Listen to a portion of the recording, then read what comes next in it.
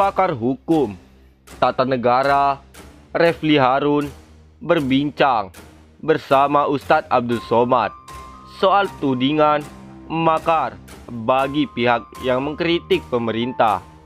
Pembicaraan soal ini mencuat setelah seminar mahasiswa Fakultas Hukum yang membahas soal pemberhentian presiden dibatalkan. Pembahasan itu terjadi karena narasumber dan panitia acara mendapat ancaman pembunuhan. Terkait hal itu, Refli Harun dan Ustadz Abdul Somad menilai pemerintah begitu ketakutan jika mendapatkan kritik. Melalui kanal YouTube Refli Harun, Sabtu, tanggal 6 bulan 6 2020, mulanya Refli Harun menyinggung soal sosok pemimpin dewasa. Menurut Refli, pemimpin yang dewasa akan mendengarkan setiap kritik yang dilayangkan masyarakat. Pemimpin yang dewasa itu adalah pemimpin yang kalau mendengarkan kritik, dia kemudian akan menjadikan bahan introspeksi, kata Refli.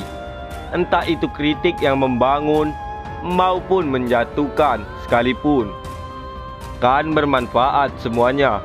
Namun hal itu berkebalikan jika pemimpin di pemerintahan tak bersikap dewasa. Refli menyebut pemimpin yang tak dewasa justru akan balik menyerang pihak yang melayangkan kritik.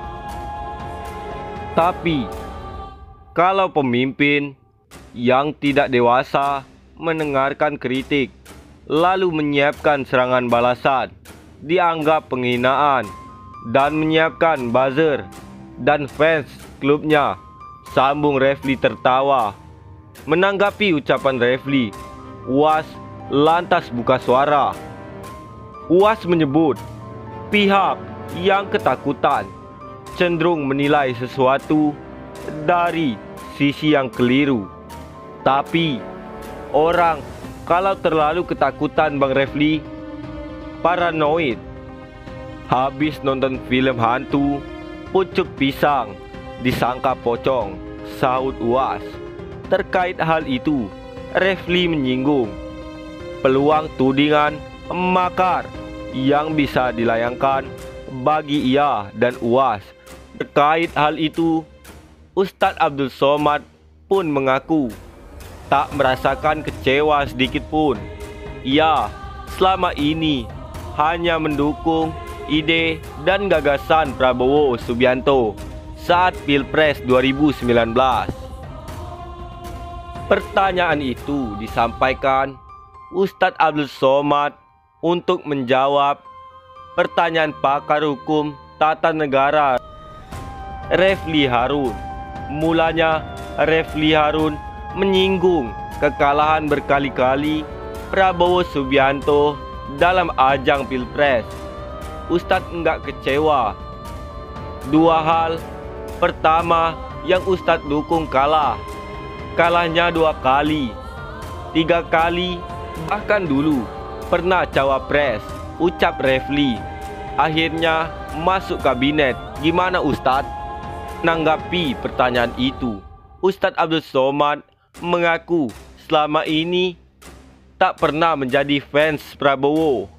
Yang pertama, saya tidak menjadi fans orang, tapi ide dan gagasan, ucap Ustadz Abdul Somad.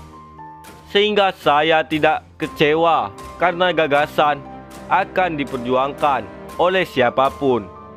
Lebih lanjut, tidak beritihad sendiri. Saya melihat fatwa ulama terang dia, ulama yang zahir, yang melihat dari analisa, ulama yang batin, yang selalu mendapat inspirasi. Wahyu sudah terputus, tapi mereka mendapat ilham karena kejernihan hati mereka yang menyuruh saya, sambungnya.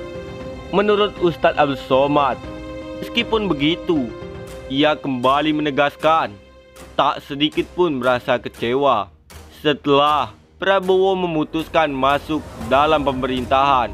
Lalu kemudian, ketika saya sampaikan, saat itu ia berani menerima semua konsekuensi setelah menyatakan dukungan untuk Prabowo.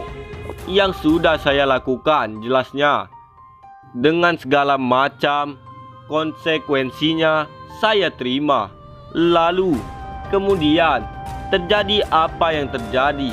Tidak ada kekecewaan sedikit pun. Saya hanya melakukan yang perlu saya lakukan agar umat tidak menyalahkan saya di masa yang akan datang, tandasnya.